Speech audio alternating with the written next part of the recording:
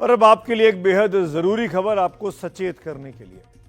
उपन्यासकार मशहूर जो हैं अगाथा क्रिस्टी, उनकी एक बात बहुत मशहूर हुई, वो ये कि अपराधी अक्सर पुलिस से एक कदम आगे चलता है।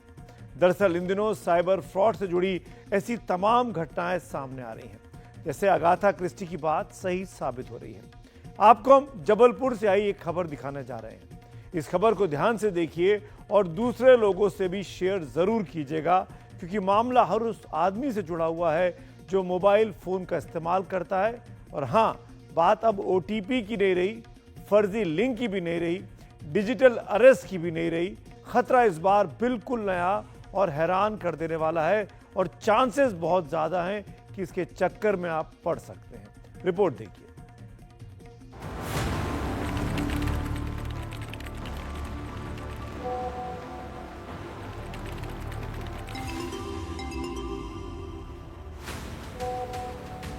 आपके मोबाइल फोन पर भी हर रोज इसी तरह से फोटोग्राफ आते होंगे, लेकिन क्या आपको पता है कि एक फोटो को डाउनलोड करना आपके लिए कितना खतरनाक हो सकता है?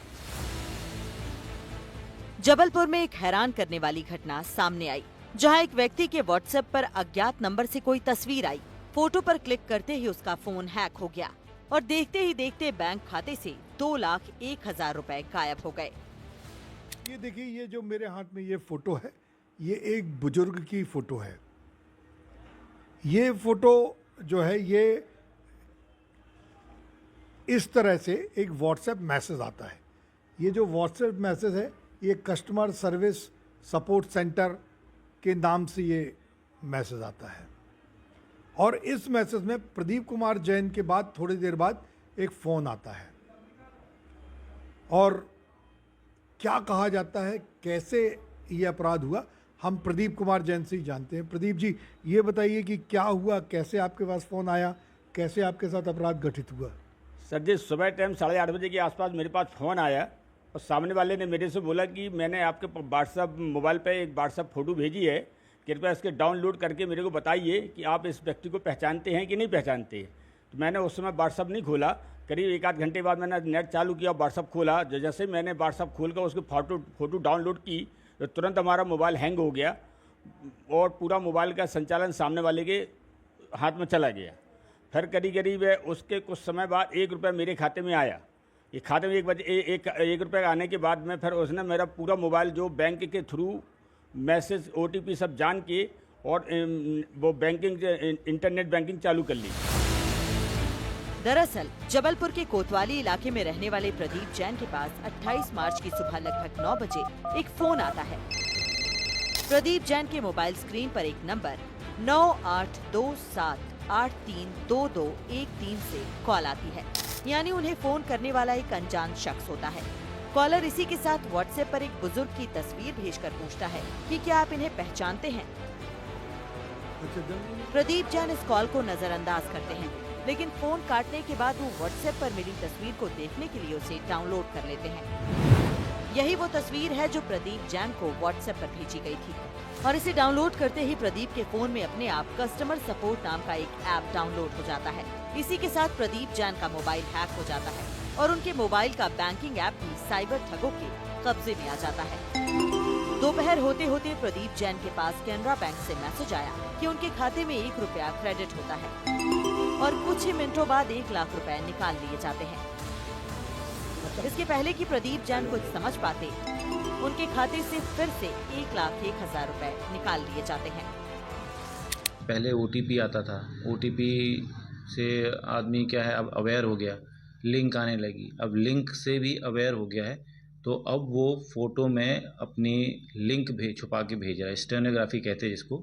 इसके माध्यम से वो एप्लीकेशन डाउनलोड करवा रहा है, और एप्लीकेशन डाउनलोड होने के बाद उसका सारा एक्सेस जो है, ओटीपीज़ हो गए, वो सारे के सारे उस नंबर पे जो उन्होंने लिंक में छुपा के रखे हैं, उस नंबर पे ट्रांसफ़र हो रहे हैं, जिससे नेट बैंकिंग क्योंकि ऑनलाइन नेट बैंकिंग शुरू हो जाती है आजकल, आप घर में बैठे बैठे नेट बैंकिंग शुरू कर सकते हैं, जिससे वो वहाँ से एक्सेस करके बैंक अकाउंट खाली कर रहा है। तो ये तो अब नया तरीका ही कहेंगे, क्योंकि ये तो सिर्फ जो एक्सपर्ट थे उन्हीं को पता था। ये अब फ्रॉडस्टर को ही पता हो गया, तो इसका नाजायज़ फ़ायदा उठा रहा है। तो अब तो ये भी बोलना पड़ेगा कि अब किसी भी फ़ोटो को डाउनलोड ना करें, अनजान व्यक्ति के द्वारा भेजी गई किसी भी फ़ोटो को व्हाट्सएप को डाउनलोड ना करें। आपका बैंक अकाउंट हैक होने की पूरे चांसेस हैं। प्रदीप जैन ने बैंक जाकर खाता चेक किया तो 2,01,000 रुपए गायब थे। बैंक रिकॉर्ड से पता चला कि ये रकम IBIBF नाम के खाते में ट्रांसफर हुई, जो हाल ही में हैदराबाद के कैनरा बैंक में खोला गया था। ठगों ने ATM से सारा पैसा निकाल लिया। पासबुक में विशाल ऑनलाइन और जन्नतुन बीबी ऑनलाइन नाम से संदिग्ध ट्रांजैक्शन भी नजर आए। आपको आगे बताएंगे कि साइबर सेल के अधिकारी जिस स्टेगनोग्राफी तकनीक के बारे में बात कर रहे हैं वो क्या है, लेकिन पहले ये समझिए कि मोबाइल पर किसी अनजान फोटो या अनजान नंबर से मिली तस्वीर को डाउनलोड करना कितना खतरनाक हो सकता है। समझिए कि फ्रॉड कैसे हुआ। सबसे पहले ठग व्हाट्सएप पर एक इमेज भेजते हैं जिसमें अदृश्य लिंक छिपा होता है। जैसे ही फोटो डाउनलोड होता है, मोबाइल पर एक ऑटोमेटिक ऐप इंस्टॉल हो जाता है। इस ऐप के जरिए ठग OTP और दूसरी जानकारी चुरा लेते हैं, यानी पूरे मोबाइल का एक्सेस दूर बैठे अपराधी के पास चला जाता है और आपके मोबाइल पर आने वाला OTP भी उसके हाथ में पहुंचता है। इसी के साथ नेट बैंकिंग के जरिए आपके पैसे कहीं और ट्रांसफर हो जाते हैं। दरअसल साइबर फ्रॉड के लिए अब धोखे से OTP हासिल करने या लिंक डाउनलोड कराने से आगे की तकनीक इस्तेमाल हो रही है, जिसे स्टेगनोग्राफी कहते हैं।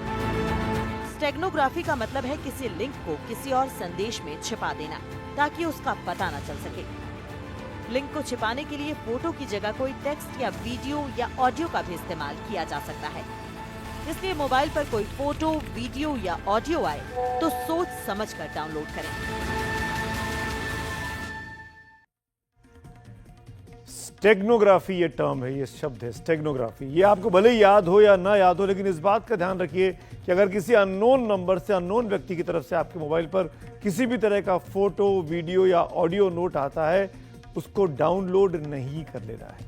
तमाम सुरक्षा नियम सख्ती के बावजूद साइबर अपराध रुक नहीं रहे हैं, तो ऐसे में क्या करें? कम से कम इतना तो कर ही सकते हैं कि खुद से सावधान रहें, सतर्क रहें। हमने साइबर सुरक्षा से जुड़े एक अधिकारी से पूछा कि आम लोग ऐसी क्या सावधानी बरतें कि साइबर फ्रॉड से वो बचे रहें। आप भी नोट कर लीजिए इस जानकारी को। व्हाट्सएप या हमारे किसी भी नंबर पे कोई भी अननोन नंबर से अगर कोई चीज़ आती है, मैसेज है, फ़ोटो है, वीडियोस है, तो पहली चीज़ तो हमें उसको डाउनलोड नहीं करना चाहिए यदि वो अननोन नंबर है तो। दूसरा, अगर हम उसको देख रहे हैं तो उसको देखें कि वो उसकी जो साइज़ है, जो जैसे फ़ोटो है तो उसकी साइज़ अधिकतम 1 MB या KB में होगी, बहुत ज़्यादा उसकी साइज़ नहीं होती है। लेकिन अगर उसके साथ में कोई फाइल है, अटैच है, जिसके थ्रू आपके मोबाइल को या आपके टेक्स्ट को हैक किया जा सकता है, तो उसका साइज़ जनरली बड़ा होगा। तो ये देख के भी हम समझ सकते हैं कि वो इसमें जो है गड़बड़ी है या हम इसको डाउनलोड नहीं करना चाहिए।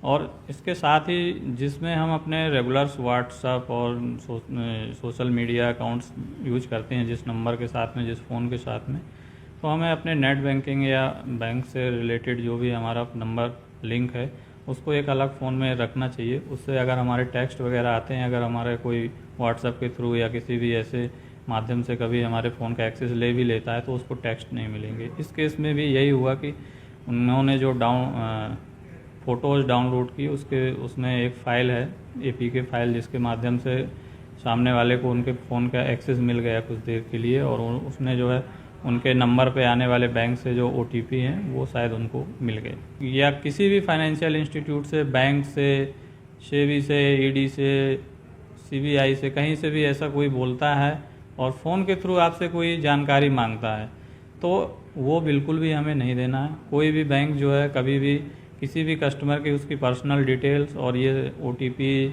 उसका नाम या उसकी व्यक्तिगत जानकारी, ऐसी कोई भी चीज़ें कोई भी बैंक फ़ोन के थ्रू नहीं मांगता है।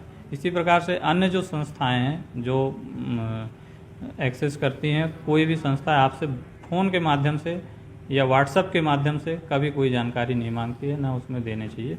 यदि ऐसा किसी को कॉल आता है या ऐसा कोई मेल या कोई ऐसा व्हाट्सएप आता है तो उस पर आप डाउट करिए और उसके बाद उसको क्लियर करिए अपने रिलेटेड थाना या अपने क्षेत्र में जहाँ भी थाने में रहते हैं वहाँ जाके आप पता कर सकते हैं। और इसके अलावा साइबर से रिलेटेड आपको कोई डाउट है या कोई वो है तो कंप्लेन भी है 1930 NCPR पोर्टल में भी जाकर आप देख सकते हैं।